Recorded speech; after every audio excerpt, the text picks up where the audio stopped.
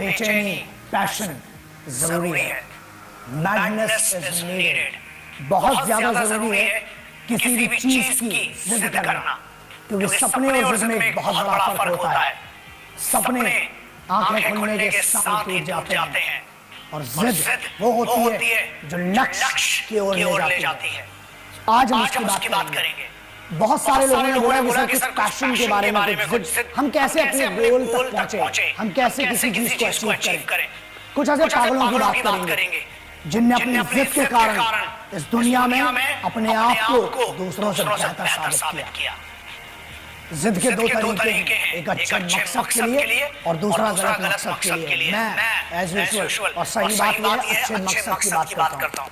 Patience is needed, याद रखिए, सिर्फ जिद करने से कुछ नहीं होता, संयम चाहिए। Remember one line what I learned from my father, victory might be worshipped by the fighters, but the same victory has always been a slave to the warriors. ये आपको डिसाइड करना है कि आपको उस विक्ट्री को अपनी जिंदगी में क्या रखना है, उसके लिए कितनी जिद करना है और पेशेंस। फॉर एग्जांपल, एक दिन में ना कोई सचिन तेंदुलकर बनता है, एक दिन में ना कोई डॉक्टर APJ अब्दुल कलाम साहब बनता है, ना एक दिन में कोई भी आदमी एक दिन में नहीं बना है। उनने अपने सपने देखना बुरा नहीं है दोस्त, लेकिन उस सपनों के लिए मेहनत करना बहुत जरूरी है। जिद क्या है? जिद एक एहसास है दूसरों से बेहतर बनने का। जिद उस बात से करो ना कि I want to prove myself better. किस चीज की जिद? पापा मम्मी ने कुछ नहीं दिया तो उस चीज की जिद, या पेरेंट्स को जिद होती है कि मेरा बेटा ऐसा ही करेगा। सॉरी, मैं यूथ के बारे में बात कर रहा हूँ। मैं बहुत बड़ा फैन हूँ यूथ का, और मैं हमेशा कहता हूँ ये छाती पे देख लो, ये और ये कौन है? ये जिद्दी लोग थे जिनने एक मकसद के लिए जिद की। आज सुभाष बाबू को ले लीजिए, बहुत बड़े अलग अलग टॉपिक्स हैं जिसमें मैं बात करूंगा, लेकिन सिर्फ ये बोल रहा हूँ ये जिद्दी लोग थे जो मेरे छाती पे लगे हुए हैं। इनने कुछ जिद की एक अच्छे कारण से, और ऐसे ही मैं कुछ मॉडर्न हीरोज की बात करता हूँ, लेकिन उसके पहले सिर्फ एक डेफिनेशन देंगे what is victory, what is success. हर आदमी के लिए सक्सेस की मतलब अलग होता है, जीत का मतलब अलग होता है। जीत याद रखना कभी भी भीख में नहीं मांगी जाती है, छीनी जाती है। ताकतवर बनो, क्योंकि कमजोरों को या तो आंसू मिलते हैं या भीख। और एक बात याद रखना, ताकतवर बनना डोले बनाने से, सिक्स पैक बनाने से कोई ताकत नहीं आती है। ताकत मेन होती है दिमाग की। जिद दिमाग से होती है, बॉडी से नहीं होती। बॉडी से जिद क्या करोगे, अकड़ के चलोगे क्या? वो जिद नहीं होती है। जिद होती है अपने आप को दूसरों से बेहतर साबित करने की। याद रखो, दूसरों को नीचा दिखाने से जीत नहीं मिलती है। अपने आप को मेहनत करके, ट्रेनिंग करके उनसे बेहतर करना, वो जिद होती है। जिद एक अच्छे कारण से हो तो बहुत अच्छी बात है। ऐसे जिद्दियों को लोग पागल कहते हैं, जैसे क्रांतिकारियों को लोग पागल कहा करते थे। याद रखना, उनमें इतनी तो दम थी कि इतिहास का हिस्सा है, और आज भी हम जैसे पागलों के लिए खुदा माने जाते हैं।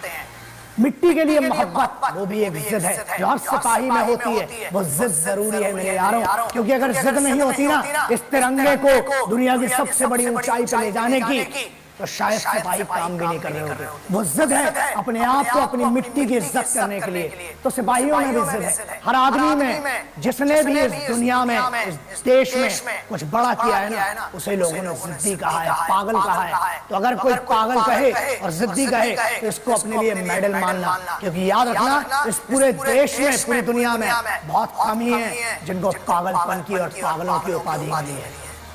लोग अक्सर पूछते हैं कि सर कोई एक ऐसा गुरु मंत्र होता है। दोस्त, मैं क्या गुरु मंत्र दूंगा, मैं थोड़ी कोई बाबा हूं, लेकिन मेरी खुद की एक सोच है, एक समझ है, वो ये है कि जिद्दी बहुत और वो जिद जरूरी है। लेकिन याद रखना, जिद कभी भी अपने माँ बाप से मत करना, जिद कभी भी अपनों से मत करना, जिद अपने आप से करना, वो बात बड़ी है। Attitude, everybody has a problem and this will remain the same for each and every individual. हमेशा प्रॉब्लम सबके लिए सेम है दोस्त, आपका एटीट्यूड उसको डिफरेंट बनाता है। मुझे याद है बाबूजी बचपन में हम लोगों को एक कहानी सुनाते थे। पानी जब बरसता है ना तो पूरी चिड़िया होती हैं जो वो अपने लिए घरौंदा ढूंढती हैं, शेल्टर ढूंढती हैं। ईगल इकलौता ऐसा होता है गिद्ध जो उस बारिश को चीरते हुए ऊपर जाता है, बादलों के ऊपर बैठता है एटीट्यूड से। अकेला गिद्ध सबसे अलग होता है। So the problems are going to be the same, but Your attitude makes you different. उस एटीट्यूड की बहुत फर्क है। एक एग्जांपल देता हूँ, मैं क्रिकेट बिल्कुल कोई ऐसा मेरे लिए कोई बहुत फॉलो नहीं करता हूं मैं क्रिकेट, लेकिन पुराने लोगों ने फॉलो किया है। एग्जाम्पल देता हूं, कपिल देव साहब, सचिन तेंदुलकर जी, ये लेजेंड्स हैं, ये लेजेंड्स हैं। आप हर चीज पढ़ाई लिखाई नहीं होती, कई बार अक्सर जैसे मैं हमेशा कहता हूं कि जुबान से हो सकता है अच्छी बात ना करूं, मेरे हाथ पैर बहुत अच्छी भाषा बोलते हैं, तो डिपेंड करता है वो मेरी जिद है, मेरी ट्रेनिंग है।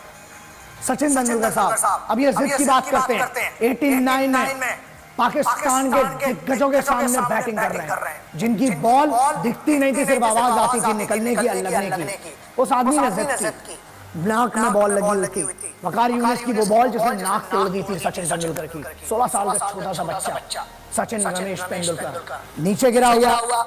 उस तरफ नवजोत सिंह सिद्धू जो कि उस समय बहुत अच्छे फॉर्म में थे, 6 फुट 3 इंच का आदमी है, जिगर वाला आदमी है, पंजाबी। अंदर से एक आवाज आई, नाक फूटी हुई थी, उन्हें लगा कि मर गया ये बच्चा, अब क्या खेलेगा, सभी को ये लगा। इमरान खान ने अपने एक इंटरव्यू में कहा था कि I thought this boy would not survive more than 2-3 deliveries. नाक टूटी, खड़ा होता है वो छोटा सा बच्चा, नवजोत सिंह सिद्धू साहब के कान में एक आवाज आती है और वहां से एक बच्चा बोलता है मैं खेलूंगा।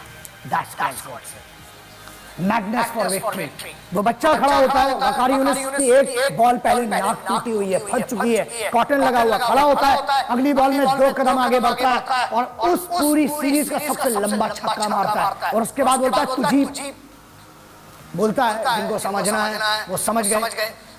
वो एक डायलॉग मारते हैं, वो जिद थी, वो विक्ट्री की। बहुत लेजेंड्स हैं, लेकिन हाँ एक बात बहुत जरूरी है, बहुत लोगों ने मुझे बोला कि कुछ ऐसे हैं, आप बेवकूफ बोलता हूं मैं, शायद उनको बेटर वर्ड है उनके लिए, जिनने ऐसे लेजेंड जिसको द गॉड ऑफ क्रिकेट कहा जाता है उसके बारे में कुछ कहा। इवन लता ताई जिनको सरस्वती का दर्जा है इस देश में, मतलब माँ का दर्जा दिया जाता है, जिनको सचिन तेंदुलकर जैसे जो खुद गॉड है क्रिकेट के, वो खुद आई बोलते हैं, मतलब गॉड की भी माँ, ऐसे के बारे में किसी कोई लौंडा है उसने कुछ कहा, आप समझ में नहीं आ रहा क्या रिएक्ट करूं, क्योंकि पहली बात तो इतना इंपॉर्टेंट नहीं रखते ऐसे लौंडे लपाड़ी, लेकिन बड़ी बात ये है कि यार परवरिश का बहुत फर्क पड़ता है।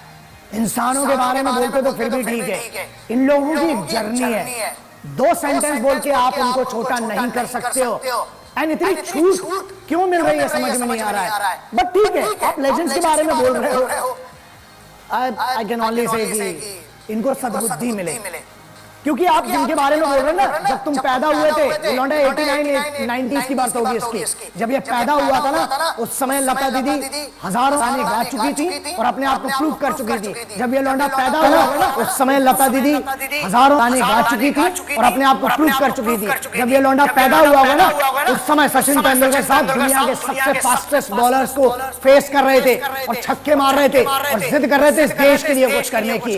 देश के अंदर माहौल खराब क्यों करते हैं? बहुत ज्यादा अंदर संभलने रही है जवानी, तो उनसे बेहतर बन के दिखाओ। कमेंट मत करो बहुत छोटी हरकत है, ये भी इंपॉर्टेंट है। पेशेंस, वो चीजें कवर करना बहुत जरूरी है। पेशेंस क्या है और रिजेक्शन क्या है, उसको आप कैसे लेते हैं।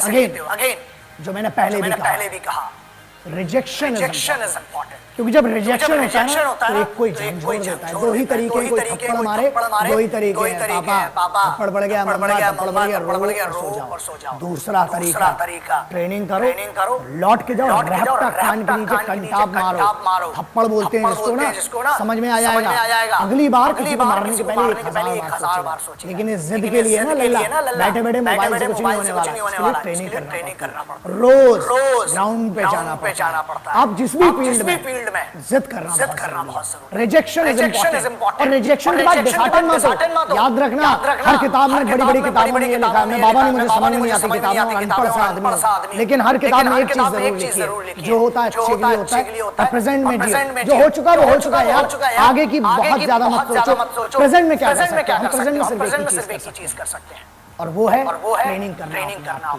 आप जिस भी फील्ड में तैयारी तगड़ी होगी ना तो फिर डर नहीं लगता है, लेकिन अगर तैयारी में मक्कारी की है तो पक्का डरोगे। अब्दुल कलाम साहब, डॉक्टर एपीजे अब्दुल कलाम साहब मेरे गुरुओं में से एक है, मेरे मेंटोर में से एक है, मेरे आदर्शों में से एक है। उसके बाद आप लेजेंड अमिताभ बच्चन साहब, आपको पता है ये services selection board SSB combined defence services examination, उनमें रिजेक्ट हुए, सीडीएसई में रिजेक्ट है। अब्दुल कलाम साहब जो है वो एसएसबी से बाहर किए गए थे, लेकिन उनकी इज्जत देखिए, उसको सलाम है, उनकी मेहनत को, उनकी शिद्दत को। वो आर्मी नेवी एयरफोर्स तीनों के चीफ सुप्रीम कमांडर बने और उनने उस एज में 60s में जाके उनने सुखोई, मिराज और ऐसे फाइटर जेट्स को उड़ाया। उनने एक जिद की उससे बेहतर बनने की। सचिन तेंदुलकर साहब हो, बड़े बड़े आप लेजेंड्स को ले लीजिए, याद रखना लेजेंड्स एक दिन में नहीं बनता, और लेजेंड्स घर में बैठ के कोई नहीं बनता, बाहर जाना पड़ता है, अपने आप को तपाना पड़ता है। प्लीज रिमेंबर, सोना भी हो चाहे कुछ भी हो, तपते हो तभी बनते हो। रिजेक्शन की बात है, जब कोई लात मारता है ना पीछे से, तो बस ये बात महसूस करना कि बॉस पीछे लात पड़ी है, मतलब 2 कदम आगे जाएंगे। कोई बात नहीं, धोखेबाज हमेशा मिलेंगे जिंदगी में, लेकिन भरोसा करना नहीं छोड़ सकते। सपने कम, मेहनत ज्यादा, सोचना कम, काम ज्यादा, शिकायतें कम और शुक्रिया ज्यादा। आपको बहुत कुछ मिला है दोस्तों, कम से कम शरीर तो काम करने लायक मिला है। बस आपको दिमाग ट्रेन करना है, जिद करना है। बहुत जल्दी आपको वो चीज, एक बात बहुत छोटी सी लेकिन समझने वाली, अगर दूसरा किसी चीज को पा सकता है तो आप क्यों नहीं। और एक डायलॉग है कि अगर आप कुछ दिल से करना चाहते हो तो कायनात का भरोसा नहीं भाई। हाथों में बहुत मेहनत है, खुद की मेहनत करो, कायनात का भरोसा नहीं है कि साथ देगी कि नहीं देगी। आप खुद को अपनी मदद करना पड़ती है, दूसरा कोई मदद करेगा नहीं करेगा किसी को नहीं पता। सपना तुम्हारा है, मेहनत भी तुम्हारी होना चाहिए। सपने कम देखना है, मेहनत ज्यादा करना है। और ये जो लोग कहते हैं ना कि sporting spirit, oh no problem, we came here to play, somebody has to win, somebody has to lose. एक मिनट, कुछ नहीं होता ये सब जीतने आते हैं और हार जाते हैं तो बाबा बन जाते हैं। नहीं, वो तो क्या है कि स्पोर्टिंग स्पिरिट कुछ नहीं होती है। खेल में दो ही चीजें होती है, या तो जीत होती है, हार होती है। और अगर तैयारी तगड़ी है ना, हमें जीतना है। हारने वालों को कोई नहीं पूछता। चांद पे पहला कौन आदमी गया था, सबको याद है। दूसरा कौन गया, किसका चच्चा था, किसी को नहीं याद है। याद रखिए, पहला बनना बहुत जरूरी है। उसके लिए जिद बहुत जरूरी है। कोई सोल्यूशन नहीं है मेरे पास इसका कि आपको विक्ट्री कैसे मिले या जिद कैसे करें।